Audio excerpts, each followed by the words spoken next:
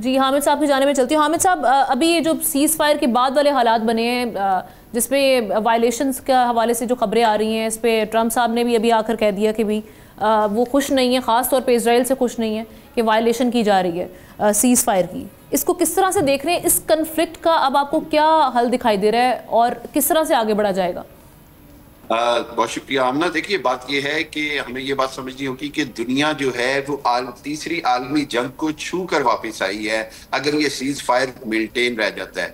जिस हालात में, जिस तेजी से हालात पिछले 72 घंटों में बिगड़ गए थे, ऐसे लग रहा था जैसे अब ये कॉन्फ्लिक्ट जो है ये पूरी दुनिया को अपनी लपेट में ले लेगा और इसके नतीजे में अब तीसरी आलमी जंग जो है वो हमारे सरों पर आ पहुंची है। लेकिन मैं ये समझता हूँ कि ईरान की तरफ से भी तहम्मुल दिखाया गया है, कतर ने बड़ी खूबसूरत किरदार अदा किया और सबसे बढ़कर यह है कि दुनिया को यह समझ आ गई कि अगर दुनिया के अमन को और दुनिया के कुराए अर्ज को अगर आलमी जंग का खतरा है तो वो या तो हिंदू ज़ायनिज्म से है या ज्यूइश यानी इसराइली ज़ायनिज्म से है, जिसका मकसद ही सिर्फ यह है कि दुनिया के अंदर जंगो जदल के साथ अपनी हेजेमनी और अपना जो एक्सट्रीम राइट विंग या मजहबी जनूनियत है उसकी हुकूमत कायम की जाए। ग्रेटर इसराइल हो या महाभारत हो, दोनों की आइडियोलॉजी, दोनों का अप्रोच, दोनों का तरीका इबादत और दोनों का अमेरिका को घसीटने का अंदाज बिल्कुल एक जैसा है।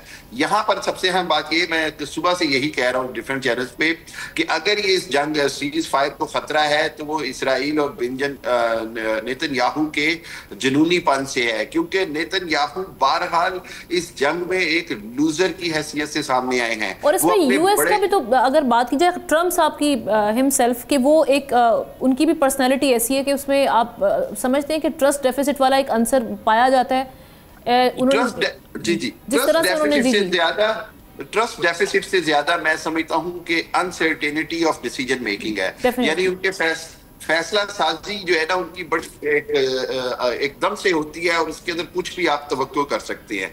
लेकिन यहाँ पर जो अहम बात है वो ये है कि देखिए, इसराइल की सारी जो आयरन डोम का जो था हवा और जो वो सारा कुछ था वो एक्सपोज हो गया। इसराइल तल अवीव डायरेक्ट मिसाइलों की रेंज में इस तरह से तबाह 70 साल में कभी नहीं हुआ। उसके बाद तीसरी बात ये कि इनकी कोशिश थी कि जी किसी ना किसी तरह रिजीम चेंज कर दिया जाए।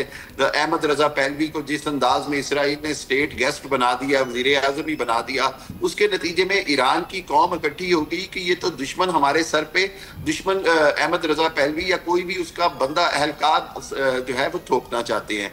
चौथी बात ये कि बहरहाल ईरान ने अपनी जो न्यूक्लियर साइट्स थी वो खाली कर ली थी और ईरान, मैं नहीं समझता कि 20-25 साल दूर चला गया है दोबारा से न्यूक्लियर यूरेनियम एनरिचमेंट से, बल्कि मेरा ख्याल ये है कि उसने अपनी मिसाइल टेक्नोलॉजी में जिस तरह दुनिया को मनवा लिया है उसको शायद अभी जरूरत ही नहीं रहेगी अपने एटमी ताकत को, अपने आप को एटमी ताकत बनाने की अगले 5-10 साल के लिए, क्योंकि बुनियादी मकसद ये था। लेकिन आमिर साहब माजरत के साथ एक चीज़ बताइएगा, एक चीज़ पे जरूर कमेंट कीजिएगा। अब इसराइल और ईरान की लड़ाई और झगड़ा और ये कॉन्फ्लिक्ट तो चलेगा, अब ये प्रोसेस में कतर पे जो हमला हुआ, फिर सऊदीज़ के अपने एप्रीहेंशन हैं, आपको क्या लगता है कि जो थोड़े से ताल्लुकात ईरान के मिडिल ईस्ट के ममालिक के साथ ठीक हुए थे ये कंटिन्यू रहेंगे?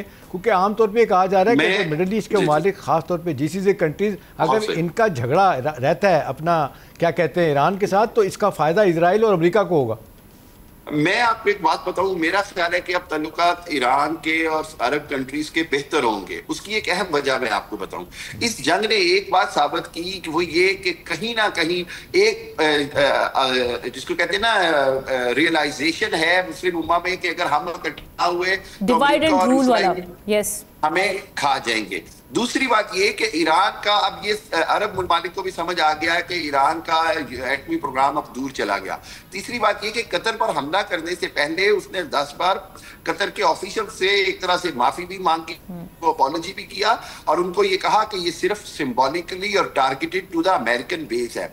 आपको बताता चलूं कि अमेरिकन बेस के अंदर एक बोर्ड, साइन बोर्ड लगा होता है कि आप अब इस बेस में एंटर होने का मतलब है आप अमेरिका में दाखिल हो गए हैं। यहाँ पर अमेरिका के कवानीन, अमेरिका के रूल्स और ज़वाबित लागू हैं। ये तमाम अमेरिकी अड्डों में जो गल्फ में हैं उनके अंदर मेन गेट के ऊपर लिखा होता है कि आप अमेरिका की हदूद में दाखिल हो गए हैं। तो मेरा ख्याल ये कि अरब ममालिक भी ये बात जानते हैं कि बुनियादी तौर पर जो टारगेट था वो सिर्फ अमेरिकी मुफादात और अमेरिकी अड्डे जो कि खुद को अमेरिका की हदूद कहते हैं। तो मैं नहीं समझता कि कतर या सऊदी अरब किसी भी हालत में अंदरूनी तौर पर इससे परेशान होंगे। जाहिरी तौर पर बहरहाल डिप्लोमेसी में आपको थोड़ा बहुत हामिद साहब, मुझे तो लगता है ये सारा स्क्रिप्ट के मुताबिक हुआ है, जो कुछ हुआ है स्क्रिप्ट के मुताबिक हुआ है। मौका दिया गया ईरान को कि आप हल्का सा बदला ले लें, वही जो इराक में हुआ था अपने पहले केस में हुआ था, आपने देखा कासिम सुलेमानी के वक्त। बिल्कुल, मैं आपसे 100% एग्री करता हूँ।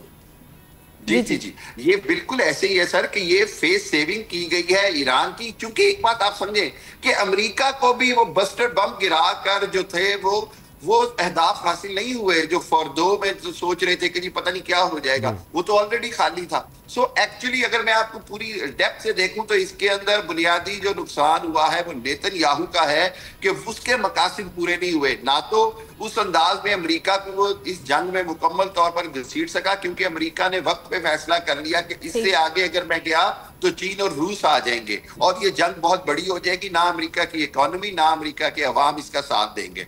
दूसरी जानिब ये हुआ कि चूंकि ईरान का इतना नुकसान नहीं हुआ, ईरान ने अपनी पब्लिक को सेटिस्फाई करने के लिए फेस सेविंग कर दी और अमेरिका का रिजीम चेंज के मुतालबे से इमीडिएटली पीछे हटना जो है वो सबसे अहम डेवलपमेंट है। वो सबसे अहम डेवलपमेंट है कि उसके नतीजे में ये जो खामनाई की हुकूमत है अगर वो दोबारा कंट्रोल में रहती है इक़्तिदार के, तो मेरा ख्याल ये है कि ये विन विन सिचुएशन है for Iran and for America. Subscribe करें और बेल दबाएं ताकि कोई खबर रह न जाए।